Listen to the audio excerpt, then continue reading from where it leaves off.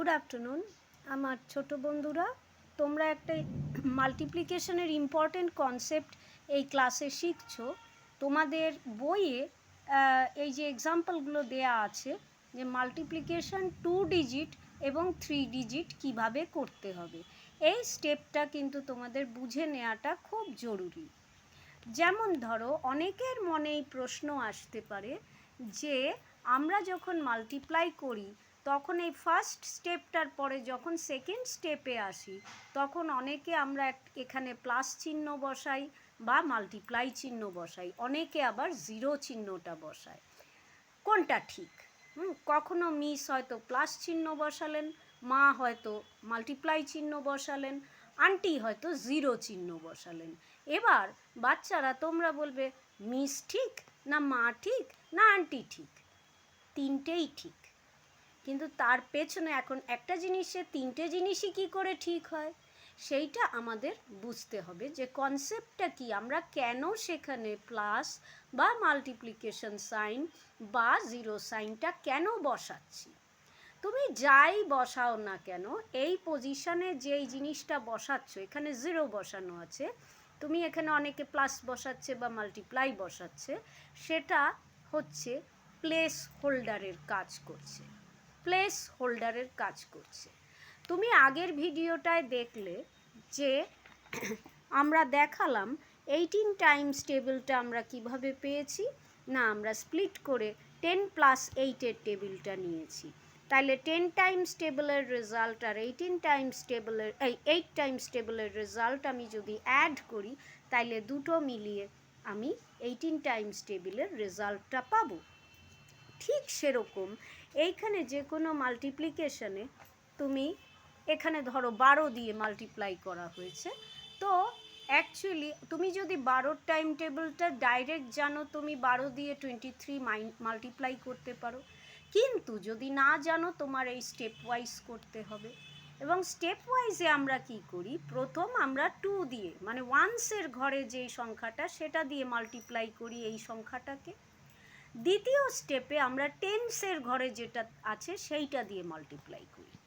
অতএব এখানে দেখো ব্যাপারটা আসলে কি হচ্ছে, তুমি তো জানো যে 12 মানে হচ্ছে 10 প্লাস 2, তাহলে প্রথম লাইনটা অ্যাকচুয়ালি কি 23 ইন্টু 2 যেটা হচ্ছে 46, দ্বিতীয় লাইনটা অ্যাকচুয়ালি কিন্তু আমরা 10 দিয়ে মাল্টিপ্লাই করছি অ্যাকচুয়ালি। সেই কারণে আমরা এই যে টেন্সের ঘরে আমি যদি ডাইরেক্ট 10 দিয়ে মাল্টিপ্লাই করি, 10 3 যা 30, 10 2 যা 20, সেই 2টা এই যে এই জায়গাটায় সেটা কিন্তু আমার আবার 20 বসাবো না, 10 দিয়ে যে কোনো কিছু মাল্টিপ্লাই করলেই তার পাশে একটা জিরো বসে যায়, আমরা জানি সেটা। তাহলে 10 ইন্টু 23 হচ্ছে 230, আমি ডাইরেক্ট এইভাবে বসাতে পারি।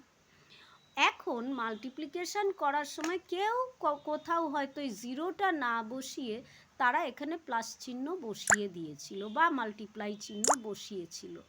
সেটার কারণ হচ্ছে তোমার যেহেতু এই পজিশনটা টেন্সের পজিশন, তুমি কিন্তু 1 3 যা 3 1 2 যা 2 এখানে লিখবে না, তাহলে তোমার অঙ্কটা ভুল হয়ে যাবে। তো এই জিরো বা প্লাস বা মাল্টিপ্লাই যেই চিহ্নই লেখো সেটা অ্যাকচুয়ালি প্লেস হোল্ডার, কারণ তুমি এটা অ্যাকচুয়ালি 1 নয়, এটা 10, এটা টেন্সের পজিশন। যেহেতু সেটা 10 তাই আমার কাউন্টিংটা আমি জিরোটা যদি বাদ দেই 1 1 3 যা 3 1 2 যা 2, এটাকে যেহেতু টেন্সের পজিশন তাই আমার এটাকে সরিয়ে দিতে হবে, আমি এর তলায় লিখতে পারি না। অতএব আমি এখানে আইদার জিরো বসাবো অর প্লাস বসাবো অর মাল্টিপ্লাই বসাবো। এবার তাইলে আমি যেই অঙ্কটা এটা পেলাম সেটা হচ্ছে 2 দিয়ে আমি প্রথম মাল্টিপ্লাই করেছি, তারপরে 10 দিয়ে মাল্টিপ্লাই করেছি। এই লাইনে তুমি যখন আমি অ্যাড কেন করলাম, কারণ আমি জানি যে 12 ইজ ইকুয়াল টু 10 প্লাস 2, তাহলে এই যে আনসারটা তুমি অ্যাকচুয়ালি পেয়েছো সেটা অ্যাকচুয়ালি 23 ইন্টু 12, মানে 2 দিয়ে মাল্টিপ্লাই করে যা আমি পেলাম আর 10 দিয়ে মাল্টিপ্লাই করে যা আমি পেলাম সেই দুটোকে প্রপারলি অ্যাড করলে আমি যা পাচ্ছি সেটাই হচ্ছে 23 ইন্টু 12। তাহলে অতএব এইটা মনে রাখবে যে তুমি প্লাস চিহ্ন বসাতে পারো অথবা ইনটু চিহ্ন বসাতে পারো অথবা 0 বসাতে পারো, ব্যাপারটা হচ্ছে একই, কারণ তুমি 10th পজিশানে তুমি এই মাল্টিপ্লিকেশনটা করছো। এখন এই জায়গাটা সরানোর জন্যেই তুমি এই কাজটা করছো। If you put a 0 then don't put an extra 0 over here, 0 করলে, আর যদি 0 না বসিয়ে এই দুটো চিহ্নর যে কোনো একটা করো, তাইলে তারপরে তোমার 0টা কিন্তু প্লেস হোল্ডারটা টেক কেয়ার করে নিল, হ্যাঁ, টেন্সের পজিশনের টেক কেয়ারটা করে নিল, তোমার আর গোল্লা বসাতে হবে না। তখন তুমি ওই পজিশনটা টেক কেয়ার করে নিয়ে এবার তুমি আরামসে 1 × 3 3, 1 2 2 বসাতে পারো। So what is the moral? That all this 3 are same. Okay, তাহলে এরপরে আমরা 3 ডিজিটের এক্সাম্পলটায় যাব।